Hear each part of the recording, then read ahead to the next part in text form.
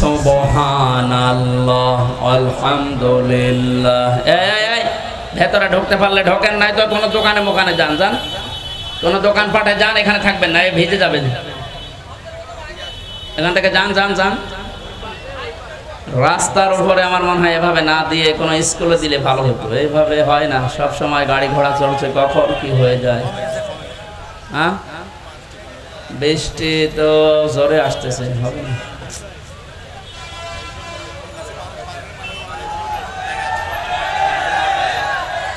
এই যে ব্যাংকারে কি এই ব্যাংকারে জায়গা আছে? এই যতটুকু ঘেরা আছে এখানে অন্তত পানি পড়বে না, অপরের ত্রিপল দেওয়া আছে। ভেতরে আসেন, আরো ভেতরে আসেন। আর যাদের একেবারে জায়গা হচ্ছে না, না একটু কাজ করেন, বাড়ি চলে যান কষ্ট করে। সুবহানাল্লাহ আলহামদুলিল্লাহ লা ইলাহা ইল্লাল্লাহ সুবহানাহ। অনেক জোরে হয়ে গেল বৃষ্টি। এখানে মসজিদে যাওয়া যায় না? মসজিদে যান, এইভাবে হবে? কিভাবে দেখেন বৃষ্টি কত জোরে পড়ছে।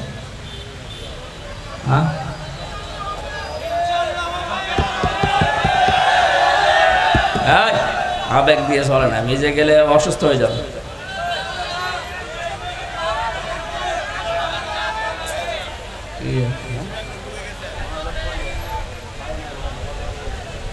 হবে হবে বললে হবে, মানুষগুলো বাঁচাবে কোথা, কষ্ট হলে মানুষকে।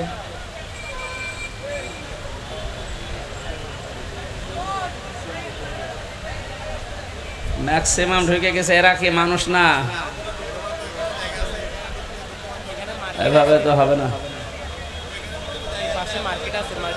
এই মার্কেটের ভেতরে তো মানুষ, কোথায় ঢুকবে?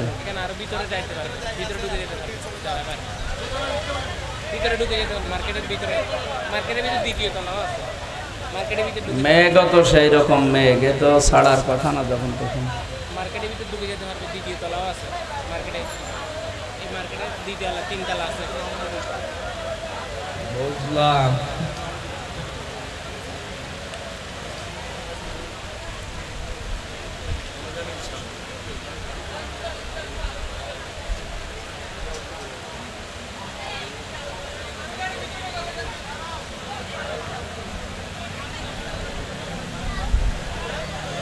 সম্মানিত ভাইরা, এখানে কয়েকটা পয়েন্ট ছিল আমাদের। যে যেই কাজ করে না সেই কাজের জন্য যদি কাউকে দোষী বানিয়ে শাস্তি দেওয়া হয়, কিয়ামতের দিন ওই লোকটা আল্লাহর মামলার আসামি হয়ে যাবে। এই জন্য 15.5 বছর আমরা জানি, যারা সরকারি দলের বাইরে ছিলাম, সে যে দলে থাকি কম বেশি আমরা জুলমের শিকার হয়েছিলাম। যারা এই জুলমের সাথে জড়িত, বাংলাদেশ জামাতে ইসলামের শ্রদ্ধাভাজন আমির ডাক্তার শফিকুর রহমান ঘোষণা দিয়েছে, আমরা সাধারণ ক্ষমা করে দিলাম। কিন্তু যারা ভিকটিম, যাদের দ্বারা অত্যাচারিত হয়েছেন, আপনি নির্ধারিত করে তাদের নামে মামলা হামলা যা করবেন করেন, কিন্তু বাকি সাধারণ কোনো মানুষ যেন কষ্ট না পায়। এটা খুব গুরুত্বপূর্ণ একটা পয়েন্ট উনি দিয়েছেন আমাদের জন্যে। আমরা যারা ইসলামী আন্দোলন করি, এদেশে ইসলাম কায়েম হোক, এটা আমরা যারা চাই, ওনার এই কথাকে মেনে নেওয়ার আহ্বান জানাচ্ছি। সাধারণ কোনো মানুষ যেন আপনার দ্বারা নির্যাতনের শিকার না হয়। না, বৃষ্টি যেভাবে হচ্ছে আর হবে না। মসজিদে নববীতে নবীজি বসা 22 জন সাহাবী নিয়ে। কতজন? একটা ছোট্ট বাচ্চা আসলেন, ডাক দিয়ে বলেন, হে রাসূল, আমার বাবা মারা গেছে, আপনাকে 2টা কথা জানাতে বলেছে আমার বাবা। 1 নম্বরে আপনার জুব্বা খুলে দেবেন আমার বাবার জন্য, আমি কাফনের কাপড় বানাবো। 2 নম্বরে আপনি আমার বাবার জানাজা পড়ে তাকে কবরে রাখবেন। নবীজি বললেন, ঠিক আছে চলো। 21 জন দাঁড়িয়ে গেছে, 1 জন বসে আছে, হযরত ওমর রাদিয়াল্লাহু তাআলা আনহু। উনি নবীজির জামা টেনে ধরলেন। খুব খেয়াল করে শুনবেন, বাস্তবতার সাথে এই 1500 বছর পরেও মিলে যাবে ইনশাআল্লাহ। নবীজি ডাক দিয়ে বলেন, ওমর জামা ছেড়ে দাও। হযরত ওমর বলেন, ইয়া রাসূলুল্লাহ, যে লোকটার জানাজার নামাজ পড়ার জন্য আপনি দাঁড়িয়ে গেলেন, জায়গায় জুব্বা খুলে দেবেন বলে আপনি ইচ্ছা করেছেন। আপনি জানেন না এই লোকটা আপনার পেছন থেকে 300 মানুষ নিয়ে উহুদের ময়দান থেকে ভেগে গিয়েছিল। আপনি শিশুর মতো ক্রন্দন করেছিলেন ওই দিন। আপনি দয়া করে জামা দেবেন না। নবীজি বললেন, ওমর জামা ছেড়ে দাও, আল্লাহ আমাকে এখনো নিষেধ করে নাই তার জানাজা পড়তে। বদরের ময়দানে যে 14 জন মানুষকে আটক করা অবস্থায় বন্দিশালায় বন্দি করে রাখা হয়েছিল, তাদের ভেতরে আমার চাচা হযরত আব্বাস ছিল। তাকে এত টাইট করে বেঁধে রাখা হয়েছিল। রাতের বেলা বন্দীদেরকে আমি দেখতে গেলাম, যে দেখি আমার চাচা কাতরাচ্ছে। তুমি আমার ডান দিকে ছিলে, আব্দুল্লাহ বিন উবাই যে মারা গেছে ও আমার পেছনে ছিল বাম দিকে। আমার চাচা আর এই অবস্থা দেখে নিজের জামা ওই দিন খুলে আমার হাতে দিয়েছিল, হে রাসূল এটা আপনার চাচাকে দেন। যেহেতু দুনিয়াতে আমার চাচার একটা উপকার করেছে লোকটা, কিয়ামতের ময়দানে হয়তো এ দাবি তুলতে পারে, এই জন্য আমার জামা দিয়ে ওরে আমি শোধ করে দিলাম। ওর কাছে আমি কোনো ঋণ থাকলাম না, দেন জামা দিয়ে দেন। 22 জনের 21 জন সহ তার সন্তান ওই যে আব্দুল্লাহ, তাকে সহ যাচ্ছেন। বিশ্বনবী জানাজার নামাজ পড়ানোর জন্য কাতার সোজা করে দাঁড়িয়েও গেছেন। শুরু করবেন জানাজা, হঠাৎ জিবরাইল এসে বলেন, হে নবী দাঁড়ান।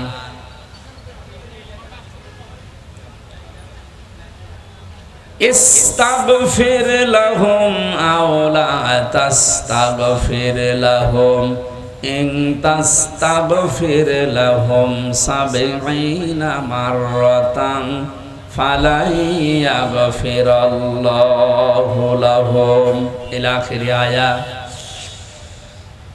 সূরা তাওবা 10 নম্বর পারা 19 নম্বর পৃষ্ঠার প্রথম নম্বর লাইনের 84 নম্বর আয়াত। এটা 80 নম্বর আয়াত। প্রথম অংশে আল্লাহ জানিয়েছেন নামাজে দাঁড়াবো আমি, হঠাৎ জিবরাইল আমাকে বলে, হে নবী আপনি এই মানুষটার জন্য যদি ক্ষমা চান আর ক্ষমা না চান দুইটাই সমান হবে। এমনকি এর জন্য যদি 70 বারও ক্ষমা চান আল্লাহ মাফ করবে না।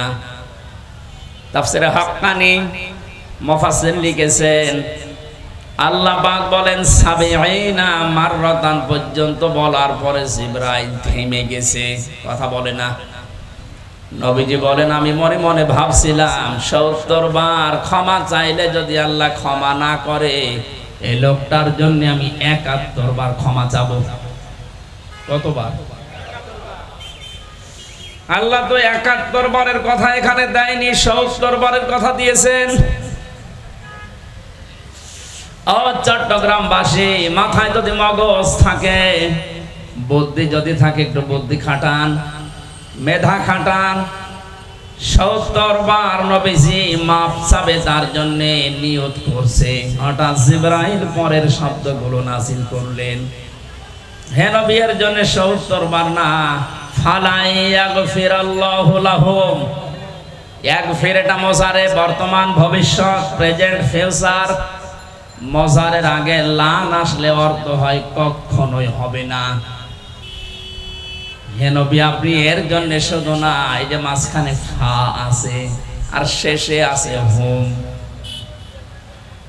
আজকের এই দিন থেকে কিয়ামত পর্যন্ত এই লোকটার মতো চরিত্র যারা এই দুনিয়াতে বানাবে তাদের জন্য 70 বার 71 বার না, কিয়ামত পর্যন্ত যদি আপনি নবী হয়েও মাফ চান আল্লাহ মাফ করছে না, করবে না। আল্লাহ এখানে সরাসরি যদি আব্দুল্লাহ বিন উবাই এই শব্দটা দিয়ে দিত তাহলে আয়াতটা আমি পড়তাম না। যেহেতু হোম দিয়েছেন, এটা জমির বহুবচন, এই হোমের ভেতরে উবাই যেমন আছে, কিয়ামত পর্যন্ত ওর চরিত্র দুনিয়ায় যারা ধারণ করবে তারাও আছে। তাহলে সে নামাজ পড়েছিল, রোজা রেখেছিল, রাসূলের পেছনে নামাজ পড়তো, রোজা রাখতো, ইফতারি করতো, তার দাড়ি, জুব্বা, পাগড়ি, তসবিহ, দস্তরখানা বিছিয়ে খাবার খাওয়া, খাবারের পরে মিষ্টি খাওয়া, মেসাক করা, ওর পুরা জীবন আমি পড়ে দেখেছি, একটা চুল কিচ্ছু কম পাইনি। খালি একটা বিষয় ওর বিরোধিতা ছিল, দিন এই জমিনে কায়েম হোক, ও এটা চাইতো না। আমার মনে হয় এখন যদি কোরআনের আয়াত নাযিল হওয়ার সিস্টেম থাকতো, যেহেতু হোম শব্দটা আছে বাংলা, বহু মানুষের নামের আগে পরে আল্লাহ আয়াত নাযিল করে দুনিয়ায় পাঠিয়ে দিতেন। আদম আলাইহিস সালামের জামানায় কোরবানির সিস্টেম ছিল, চাটিয়াল ময়দানে মানুষেরা কোরবানি রেখে আসতো, আকাশ থেকে আগুনের ঝলক এসে পুড়িয়ে ফেলতো। যারটা হালাল টাকা ওটা পুড়ে যেত, আর যারটা টাকা হারাম, এই দরবেশের মতো এত পুরাটাই হারাম। ৩৬,০০০ কোটি টাকার মালিক লোকটা ঋণ করেছে, আপনি চিন্তা করেন তো। ও যদি ১০০ বার দুনিয়ায় হায়াত পায়, এর ঋণ শোধ দিতে পারবে? আমরা অনেকেই বলি সাদগায়ে জারিয়া, যে মাওলানা বলছিল সাদগায়ে জারিয়ার নাম শুনলে বুক ভরে যায়। আরে ভাই, সাদগায়ে জারিয়া যেমন আছে, গোনায়ে জারিয়াও আছে। গোনায়ে জারিয়া নেই? এই লোকটা কত মানুষের টাকা আত্মসাৎ করেছে বলেন এবার। যতদিন পর্যন্ত এই বাংলাদেশ থাকবে, ও হয়তো মারা যাবে আর ৫-৭ বছর ১০ বছর পর। যত মানুষের টাকা মেরে খেয়েছে, আত্মসাৎ করেছে, তাদের সন্তান আদি আসবে, তারপরে তার সন্তান পরবর্তী প্রজন্ম আসবে, ওর নাম শুনলে গালি দেবে, হারামি দরবেশ। ও যে হারামি, ওর দাড়ি কাটার দিনই আমি বুঝে ফেলেছি। শুধু ও না, আমার তো মনে হয় ওই দলে যারা আছে আপনি তাকান, এদের যে দাড়ি, এদের যে টুপি, এদের যা, এগুলো সব মেকি মানুষ দেখানো ছাড়া কিচ্ছু না। এটা একটা মানুষ এত সুন্দর সাদা দাড়ি কেটে ফেলতে পারে? ওর যা চেহারা সুরত হয়েছিল, ওর বউ পর্যন্ত মনে হয় চিনা সম্ভব না।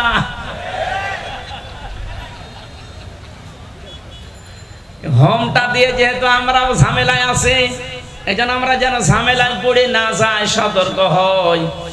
এই বাংলাদেশে যারা দিন কায়েম করতে চায় না, যারা বাধা দেয়, তারা কাফের, আর যারা সাপোর্ট করে না, তারা মুনাফিক।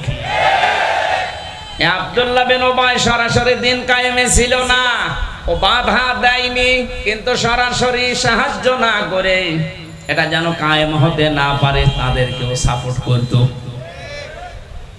এর সাথে এবার আপনি জীবন মিলাবেন। দিন কায়েম নিজে করেন না, এই জমিনে দিন কায়েম হোক, আল্লাহর দিন, এটা আপনি চান না, চেষ্টা নেই। যারা করছে আপনি তাদের বাধা দিচ্ছেন এবং সাপোর্টও করেন না তাদের। এবং যে মানুষগুলো দিন কায়েমের বিরুদ্ধে আছে, আপনি তাদের তলে তলে সাপোর্ট করেন। কথা বললেন না কেন? এই আচরণ যারা করছেন, তারা যদি মনে করেন আমি তো নামাজ পড়ি, রোজা রাখি, হজ করে এসেছি, এরপরও আল্লাহ আমারে মাফ করবে না, মানে হ্যাঁ, শোনেন সূরা আরাফ ৮ নাম্বার পারার ২০ নাম্বার পৃষ্ঠার ৩ নাম্বার লাইনের ৮৩ নাম্বার আয়াত সূরা আরাফের। আল্লাহ পাক বলেন, লূত আলাইহিস সালামের জামানায় ২ জন ফেরেশতাকে আমি পাঠালাম আসরের সময়, ডাক দিয়ে বললাম, লূত নবী উম্মতদেরকে নিয়ে চলে যান এখান থেকে, মাগরিবের সময় আল্লাহর গজব এখানে নাজিল হবে, কিন্তু সাবধান, আপনার স্ত্রীকে নেবেন না। فَأَنْجَيْنَاهُ وَأَهْلَهُ إِلَّا امْرَأَتَهُ كَانَتْ مِنَ الْغَابِرِينَ। খুব খেয়াল করে শোনেন, আমি গতানুগতিক কথা বলছি না, শিক্ষা নিয়ে আসবো এখান থেকে ইনশাআল্লাহ। কোন সূরা বললাম? আরাফ, আয়াত নাম্বার ৮৩। বলেন বলেন। যত তাফসীর আছে বাংলা এখন বেরিয়েছে, এগুলো মিলিয়ে দেখবেন, বাস্তবতা চলে আসবে সামনে। ইল্লাম রাতাহু, আপনি স্ত্রীকে নেবেন না। কারণ কি? লূত নবীর স্ত্রীর চরিত্র খারাপ ছিল না। কোন নবীর স্ত্রীর চরিত্র দুনিয়ায় খারাপ ছিল না, তারা চরিত্রহীনা ছিল না। কারণ কোন নবীর রক্ত আল্লাহ কোন হারাম জায়গায় প্রবেশ করার নাই। কথা বুঝতেছে? তারা হয়তো বিরোধিতা করেছে, বাতিলকে গোপনে সাপোর্ট করেছে, কিন্তু কোন হারাম রক্তের ভেতরে আল্লাহ নবীদের রক্ত প্রবেশ করার নাই। কারণ এই পৃথিবীতে নবীরা ছিলেন বিশ্ব নেতা। আরো জোরে বলেন, কিয়ামত পর্যন্ত নবীদের নেতৃত্বই টিকে থাকবে। তাহলে নবীরা যেহেতু নেতা, নেতা হওয়ার 7টা গুণ লাগে। তার 1 নম্বরে তাদের জন্ম। প্রতিটি নবী ছিলেন বৈধ জন্মের অধিকারী। হযরত ঈসাকে নিয়ে অনেকে কথা বলে যে ওনার বাবা নেই, ওনার জন্ম না। হযরত ঈসা দোলনায় থেকেই বলেছিলেন, ক্বালা ইন্নী আবদুল্লাহ। তোমরা যারা আমাকে বৈধ অবৈধ এই মানদণ্ডে উল্টাপাল্টা কথা আমার চরিত্রে লাগাতে চাও, শুনি নাও, আমি পরিচয় তুলে ধরলাম, আমি আল্লাহর বান্দা। আতানিয়াল কিতাব ওয়া জাআলানি নাবিয়্যা। আল্লাহ আমাকে কিতাব দিয়েছে এবং এ জামানার নবী করে পাঠিয়েছে। দোলনায় থাকতে কেউ কথা বলতে পারে না, এইটাই পৃথিবীতে মানুষ জানে। কিন্তু 3 জন মানুষকে আল্লাহ তাদের মুখ দিয়ে দোলনা থেকে মায়ের কোলে বসিয়ে কথা বলিয়ে চরিত্রের গ্যারান্টি দিয়েছেন। জোরে বলেন সুবহানাল্লাহ। হযরত ইউসুফ নবীর চরিত্রের গ্যারান্টি দিয়েছিল যে বালকটা, ওইটা দোলনায় বসে মায়ের কোলে বসে কথা বলে না কেন? আরেকজন আল্লাহর ওলির চরিত্রের গ্যারান্টি দিয়েছিল কোলে বসে একটা বাচ্চা। আর এদিকে হযরত ঈসা। এই 3 জন মানুষ একেবারে দোলনায় মায়ের কোলে বসে জবান থেকে মানুষের মতো কথা আমাদের মতো স্পষ্ট ভাবে জানিয়েছে, আমি অবৈধ না, আমি আব্দুল্লাহ, আল্লাহর বান্দা। কেন আমি আল্লাহর বান্দা দাবি করছি? আল্লাহ আমাকে কিতাব দিয়েবে সামনে এবং জামানার নবী করে আমাকে আল্লাহ পাঠিয়েছেন। ও চট্টগ্রামবাসী, এখান থেকে মুফাসসিরিন ইকরাম শিক্ষা বের করেছেন, পৃথিবীর প্রতিটি নবী যেহেতু জামানার নেতা, আর নেতাদের 7টা বৈশিষ্ট্যের প্রথম বৈশিষ্ট্য তারা কোনোদিন অবৈধ না। কোন হারাম রক্তের ভেতরে আল্লাহ বিশ্ব নেতা যারা হবে তাদের রক্ত প্রবেশ করার নাই। অথচ বাস্তবতা পুরো উল্টা। তাম দুনিয়ায় এখন বহু বিশ্ব নেতা বের হচ্ছে যাদের মা এক ধর্মের, বাবা আর এক ধর্মের। এটা জোরে বলার দরকার। এটা কি বোঝেন আপনি? আন্দাজে দাবি করলেই হবে যে বিশ্ব নেতা? আপনি তার জীবনী পড়ে দেখেন তো। আপনি হাসছেন মানে বুঝে ফেলেছেন? হ্যাঁ, আপনার অত বোঝার দরকার নেই। আমি কি এটা বানালাম বলেন তো? তার জীবনী পাওয়া যাচ্ছে, পড়েন। আমার ফাঁসি চাই এই বইটা একটু কেনেন। তার মা কোনটা, বাবা কোন ধর্মের আপনি দেখতে পাবেন।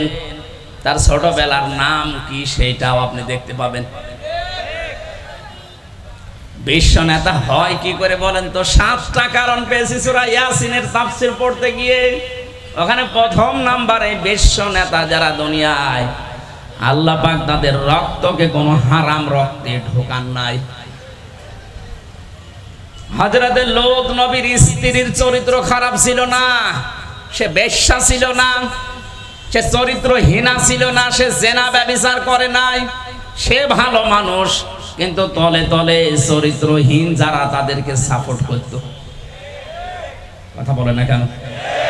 আপনি বলেন তো এই আয়াত থেকে কি পেলেন?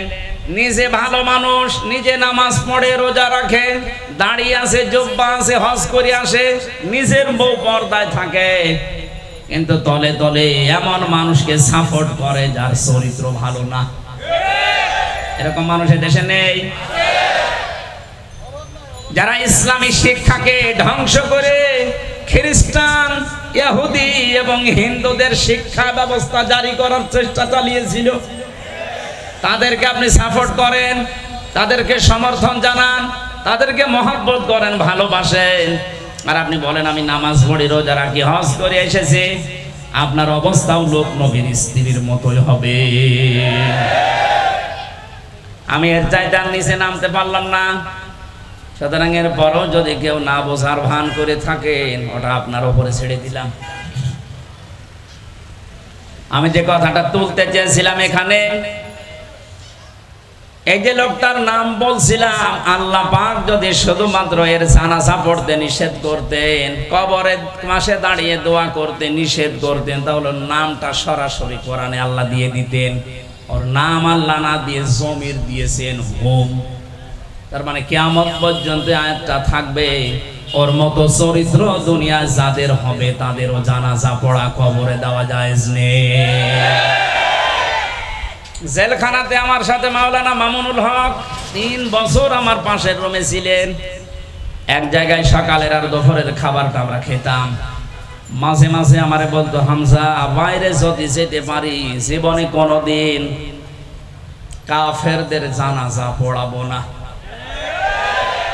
বলতাম, ভাই আপনি কাফের পাচ্ছেন কোথায়? কাফের নেই মানে?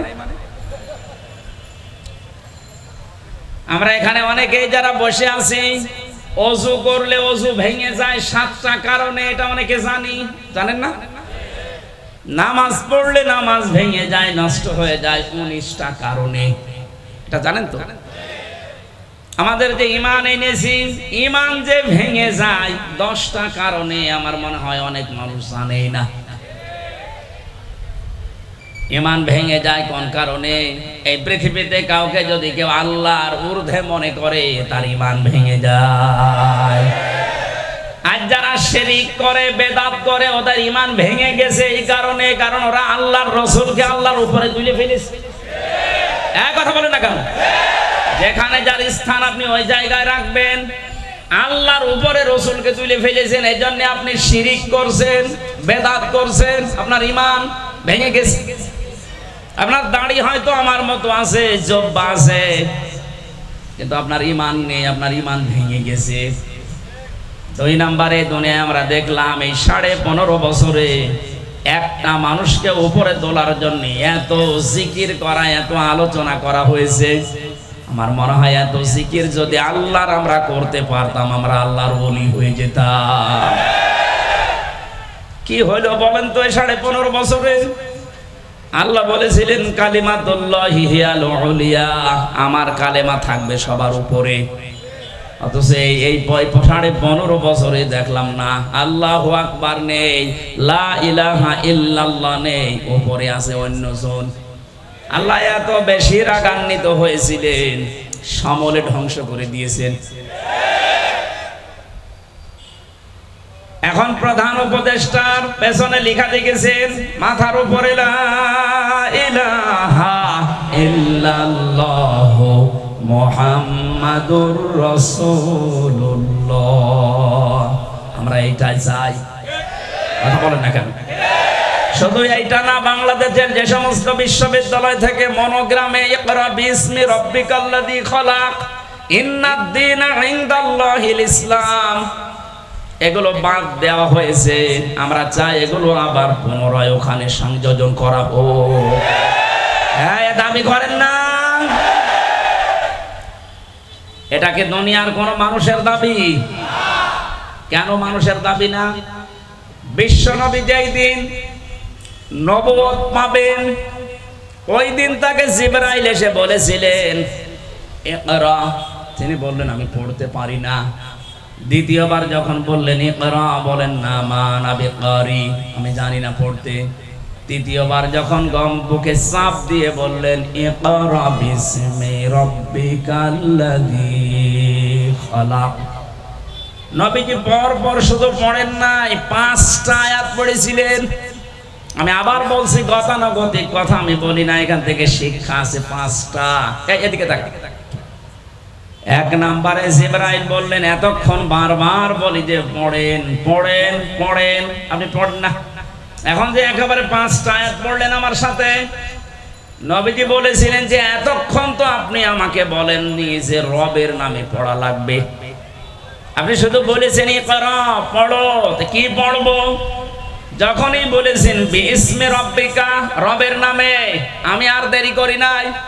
এটা শুধু আজকে না, কিয়ামত পর্যন্ত আমার উম্মত যারা দুনিয়ায় আসবে তাদের জন্য এইটাই শিক্ষা, তারা যেন রব বাদ দিয়ে কারো নামে না পড়ে।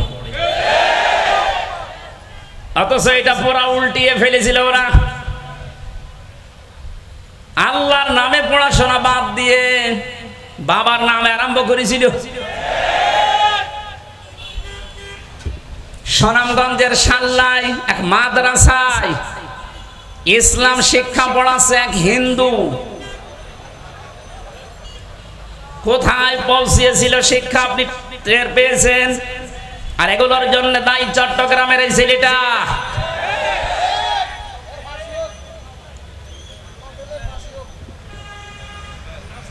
কোথায় পাঠিয়েছে আমাদেরকে শিক্ষায়, যেখানে নবীজি নবুয়ত পাওয়ার প্রথম দিনই বললেন না আমি কি পড়বো, আপনি তো এতক্ষণ পর্যন্ত রবের নাম বলেননি। রবের নাম বলার সঙ্গে সঙ্গে আমি পড়েছি। সুতরাং আমার উম্মতেরা যেন এটা কিয়ামত পর্যন্ত মনে রাখে যে রব ছাড়া পড়া জায়েজ নেই। রব বাদ দিয়ে যদি পড়া হয় ওটা পড়া হবে ঠিক, কিন্তু ও পড়ায় মানুষ হবে না। আমি এই যে এই চোখে দেখেছি, বিশ্ববিদ্যালয় থেকে অনার্স মাস্টার শেষ করে বের হয়ে যাবে কয়েকদিন পর, শিক্ষক ক্লাস নিচ্ছে, জুতা দিয়ে পিটাচ্ছে ছাত্র, বলছে শালা করে মেরেই ফেলবো। শিক্ষক বলছে বাবা তুই আমারে মাফ কর, জীবনে আমি আর ক্লাস নেব না। বলে না, তোরে মেরে ফেলবো। এটা ছাত্র, এটা কি? আমি তোকে এইটাও দেখেছি, যারা বিইসমে রব্বিকাল্লাযী খালাক, রবের নামে পড়া আরম্ভ করে, বয়স মাত্র 6.5-7 বছর, শিক্ষক অজু করছে, ছাত্র পায়ে পানি ঢেলে দিচ্ছে। ওইটাও তো ছাত্র, ওটা মাস্টার্স করছে, আর এটা কেবল শুরু করেছে ইকরা বিইসমি, এটাও ছাত্র। রবের নামে পড়া আর রবের বাইরে পড়ার পার্থক্য দেখলেন? আহ্বান জানাবো এখন থেকে আপনার ছেলে হোক আর মেয়ে হোক, 3টা বছর অন্তত যেখানে রবের নামে পড়ানো হয় 3 বছর পড়াবেন। এরপর আপনি যেখানে দেবেন ইচ্ছা দেন, আমি নিষেধ করি না। 2টা গ্যারান্টি দিয়ে গেলাম, কোনোদিন এই ছেলে মেয়ে নেশা করবে না। কোনোদিন আপনার এই ছেলে মেয়ে আপনাকে মেরে খেয়ে আসবে না। আর যারা রবের নামে বাদ দিয়ে বাইরের নামে পড়ে, তাকান তাদের চরিত্রের দিকে। শিক্ষক ধরে যারা পিটাতে পারে, ওরা বাবা মাকে পিটাবে 1 আর 2। বৃদ্ধ বয়সে তারাই আপনাকে বৃদ্ধাশ্রমে রেখে আসবে। এজন্য বহু চেষ্টা চালিয়েছিল বিভিন্ন কায়দা কৌশলে, পারে নাই। আর আমার যা মনে হচ্ছে এখন যে দৃশ্য আরম্ভ হয়েছে দেশে, কিয়ামতের আগে কেউ পারবেও না ইনশাআল্লাহ। তাহলে পড়া আরম্ভ করা লাগবে কার নামে? আর বজরে বলেন। নবীজি ওখান থেকে বাড়িতে আসলেন, ডাক দিয়ে বললেন সাম্মিলুনি সাম্মিলুনি ইয়া খাদিজা, আমাকে ঢেকে দাও, আমি ভয় পেয়েছি হে খাদিজা। এখানে যদি মেয়েদের কানে আওয়াজ যায়, তাদেরকে বলছে সম্মানিত মা বোনেরা, আপনার তো আদর্শ হওয়া দরকার এই দুনিয়াতে 6 জন নারী, যেটা আল্লাহ রাসূলের ঘোষণা দেওয়া। এই পৃথিবীতে একজন মহিলাকে আল্লাহ নিজে সালাম দিয়েছেন, তিনি আমাদের মা হযরতে খাদিজাতুল কুবরা রাদিয়াল্লাহু তাআলা আনহা। কোন জায়গায় পৌঁছালে আল্লাহ নিজে সালাম দেয় বলেন তো? হযরতে খাদিজা বললেন আপনি ভয় পাবেন না। হাদিস শরীফ সাক্ষী, কিয়ামত পর্যন্ত দুনিয়াতে যত স্ত্রী আসবে, এই স্ত্রী লোকগুলো যদি তাদের স্বামীর পক্ষে এই 5টা কথা বলতে পারে, আমরা যারা স্বামী আছি তারা যেন বিশ্বাস করতে পারে আমরা সঠিক পথে আছি। 1 নম্বরে হযরতে খাদিজা বলেছিলেন কাল্লা, কখনো না, আল্লাহি মা ইখজিকাল্লাহু আবাদান, আল্লাহর কসম আল্লাহ আপনাকে কোনোদিন অপমান অপদস্থ করতে পারে না। ইন্নাকা লা তাসিলুর রাহিমা, কারণ আপনি এই দুনিয়ায় রক্তের সম্পর্কগুলো ঠিক রাখেন। স্ত্রী সার্টিফিকেট দিচ্ছে, স্বামী আপনি ভয় পাবেন না, কোনো দুষ্টু জিন পরি কেউ আপনাকে ভয় দেখাতে পারে না, কারণ আপনি রক্তের সম্পর্ক ঠিক রাখেন। তাহলে হাদিস দ্বারা বোঝা যায়, এটা বুখারী শরীফের হাদিস, 3 নাম্বার হাদিস। নবীজির স্ত্রীর এই কথার দ্বারা বোঝা যায় যে স্বামীগুলো মানুষের সাথে তাদের রক্তের সম্পর্ক ঠিক রাখে, তাদের জিন পরি ভূত পেতি এগুলো ভয় দেখাতে পারে না। আমাদের আজ ভয় দেখায় কারণ আমরা রক্তের সম্পর্কগুলো ঠিক রাখতে পারি না। এই কথা বলে না কেন? নিজের আপন বোন গরিব, এজন্য খবর নেয় না। ধর্ম বোন পাতিয়েছে ফেনীতে, মাসে 3 বার করে যায়। বেশি বলে ফেললাম? সম্মানিত মা বোনেরা, যে পয়েন্টটা বললাম প্রথমে, এটার জন্য আপনিও দায়ী। খাদিজাতুল কুবরা সারা জীবন তিনি জানিয়েছেন, হে নবী আপনি যাই করেন আপনার রক্তের সম্পর্ক যাদের যাদের সাথে আছে এইগুলো আপনি অটুট রাখেন, ঠিক রাখেন। আমরা এমন বউ পেয়েছি রক্তের সম্পর্ক ঠিক রাখার জন্য তাকিদ দেওয়া দূরের কথা, আরো যেন নষ্ট হয় সেই কাজ করে। অনেক স্ত্রী আছে তার কারণে আমি আমার ভাইয়ের সাথে, বোনের সাথে, ফুফুর সাথে, চাচার সাথে, মা বাবার সাথে সঠিক সম্পর্ক রাখতে পারি না। এরকম বউ দেশে নেই? কার বউ এরকম? হাত তোলেন তো। না, আন্দাজে বলবেন না ভাই, মেয়েদের উপর আন্দাজে দোষ দিচ্ছেন মানে? এরকম বউ তো চট্টগ্রামে থাকার কথা না।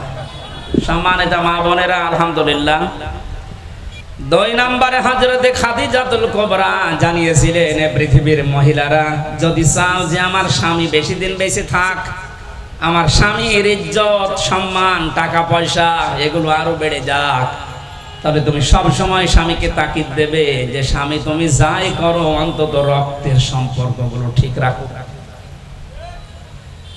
কোরআনে কারীম জানিয়েছে, ইয়াসআলুনাকা মাযা ইউনফিকুন কুল মা আনফাকতুম মিন খায়রিন ফালিল ওয়ালিদাইনি ওয়াল আকরাবিন ইলা আখিরি আয়াত।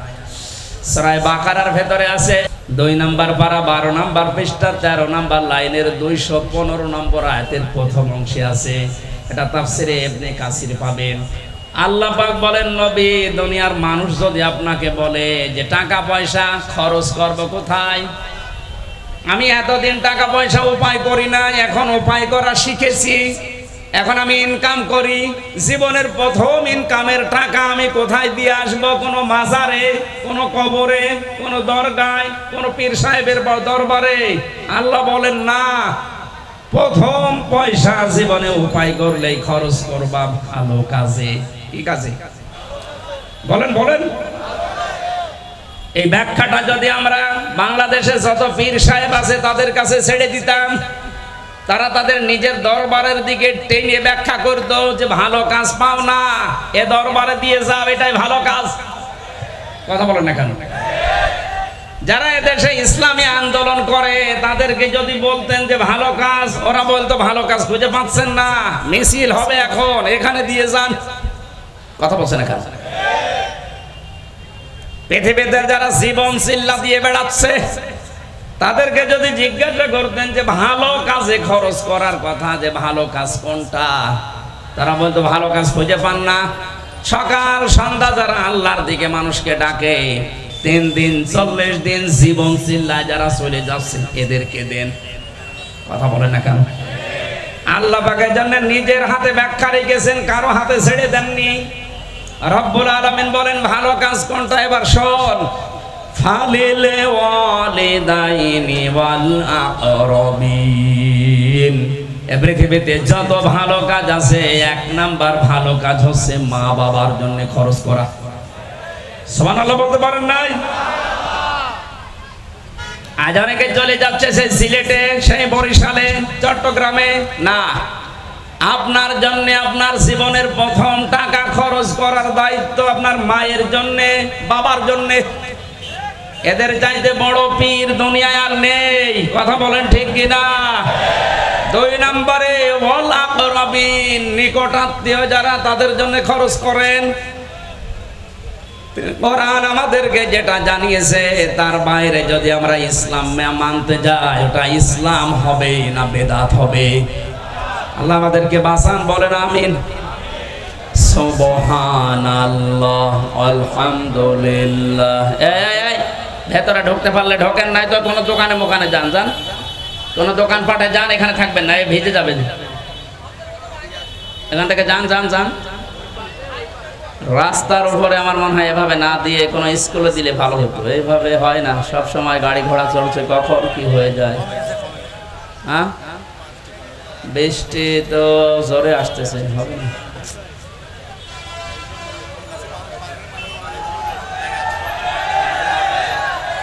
এই যে ব্যাংকারে কি এই ব্যাংকারে জায়গা আছে? এই যতটুকু ঘেরা আছে এখানে অন্তত পানি পড়বে না, উপরে ত্রিপল দেওয়া আছে। ভেতরে আসেন, আরো ভেতরে আসেন। আর যাদের একেবারে জায়গা হচ্ছে না, একটু কাজ করেন, বাড়ি চলে যান কষ্ট করে। সুবহানাল্লাহ, আলহামদুলিল্লাহ, লা ইলাহা ইল্লাল্লাহ, সুবহানাল্লাহ। অনেক জোরে হয়ে গেল বৃষ্টি।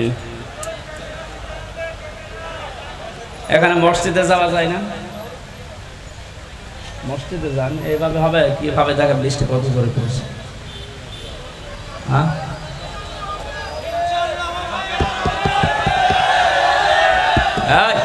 আবেগ দিয়ে চলে না, ভিজে গেলে অসুস্থ হয়ে যাবে।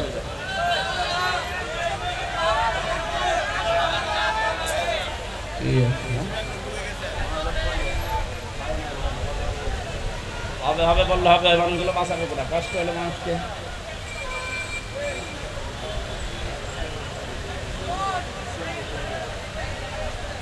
ম্যাক্সিমাম ঢুকে গেছে, এরা কি মানুষ না? এভাবে তো হবে না। মার্কেটের ভেতরে তো মানুষ, কোথায় ঢুকবে?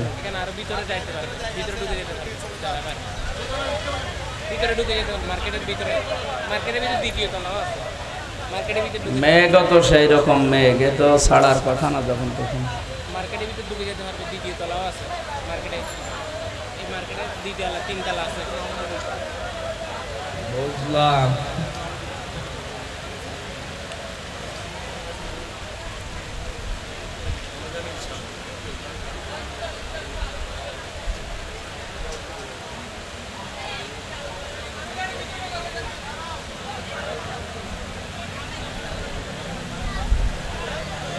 সম্মানিত ভাইরা, এখানে কয়েকটা পয়েন্ট ছিল আমাদের।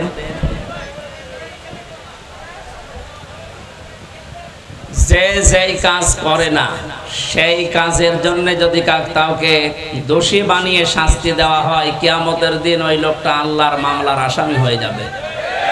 এই জন্য 15.5 বছর আমরা জানি, যারা সরকারি দলের বাইরে ছিলাম, সে যে দলে থাকি কম বেশি আমরা জুলমের শিকার হয়েছিলাম। যারা এই জুলমের সাথে জড়িত, বাংলাদেশ জামাতে ইসলামের শ্রদ্ধাভাজন আমির ডাক্তার শফিকুর রহমান ঘোষণা দিয়েছে, আমরা সাধারণ ক্ষমা করে দিলাম। কিন্তু যারা ভিকটিম, যাদের দ্বারা অত্যাচারিত হয়েছেন, আপনি নির্ধারিত করে তাদের নামে মামলা হামলা যা করবেন করেন, কিন্তু বাকি সাধারণ কোনো মানুষ যেন কষ্ট না পায়। এটা খুব গুরুত্বপূর্ণ একটা পয়েন্ট উনি দিয়েছেন আমাদের জন্যে। আমরা যারা ইসলামী আন্দোলন করি, এদেশে ইসলাম কায়েম হোক, এটা আমরা যারা চাই, ওনার এই কথাকে মেনে নেওয়ার আহ্বান জানাচ্ছি। সাধারণ কোনো মানুষ যেন আপনার দ্বারা নির্যাতনের শিকার না হয়। না, বৃষ্টি যেভাবে হচ্ছে আর হবে না। আল্লাহুম্মা আমিন। লা ইলাহা ইল্লা আনতা সুবহানাকা ইন্নী কুনতু মিনাজ জালিমিন। রব্বুল আলামিন, কোরআনে কারীম এবং নবীর জীবনী শোনার জন্য বড় আশা নিয়ে আমরা বসেছিলাম। আল্লাহ তাআলা, প্রাকৃতিক এই কারণ তোমার হাতে, তুমি দিয়েছো কোন দৃষ্টিতে এই বৃষ্টি আমরা জানি না। আমরা আশা করছি এটা রহমতের বৃষ্টি। বাইরে যারা আছে, বৃষ্টির কারণে অনেকে ভিজে যাচ্ছে, অসুস্থ হয়ে পড়বে, আর মানুষকে কষ্ট দেওয়া হারাম। এ কারণে আমরা শেষ করেছিলাম। যতটুকুই শুনেছি, সামনে যে কথাগুলো বলবো বলে আশা করেছিলাম, লালদিঘির ময়দানে 3 তারিখে অক্টোবরে আমরা বলার চেষ্টা চালাবো আল্লাহ। এই জন্য আজকে শেষ করে দিয়েছি, তুমি আমাদের কবুল করে নাও। তোমার বান্দা জনাব জাহিদ হোসেন এলাকার মানুষকে সাথে নিয়ে আজকের এই আয়োজনে আঞ্জাম দিয়েছিল। আল্লাহ তাআলা মেহেরবানি করে তাকে মাফ করে দাও, জান্নাতুল ফেরদাউস। বিদেশে চিকিৎসাধীন অবস্থায় আসে, দোয়া চেয়েছে তার অপারেশন যেন সফলতার সাথে হয়, সুস্থ হয়ে যেন আবার ফিরে আসে আমাদের মাঝে, সেই সুযোগ দাও আল্লাহ। আমরা শেষ করে দিলাম, বৃষ্টির কারণে তুমি আমাদেরকে মাফ করে দিও। এই মহল্লা কমিটি যারা চেষ্টা চালিয়েছে কোরআনের মাহফিলের জন্য, আল্লাহ তুমি তার দিকে তোমার রহমত ওইভাবে এগিয়ে দিও। মরহুম মাওলানা আব্দুল জব্বার সহ কুতুবউদ্দিন সহ যত মানুষ এলাকায় ঘুমিয়ে আছে প্রত্যেককেই মাফ করে দাও। বারাকাল্লাহু লানা ওয়া লাকুম ফিল কোরআনিল আযীম। লা ইলাহা ইল্লাল্লাহু মুহাম্মাদুর রাসূলুল্লাহ।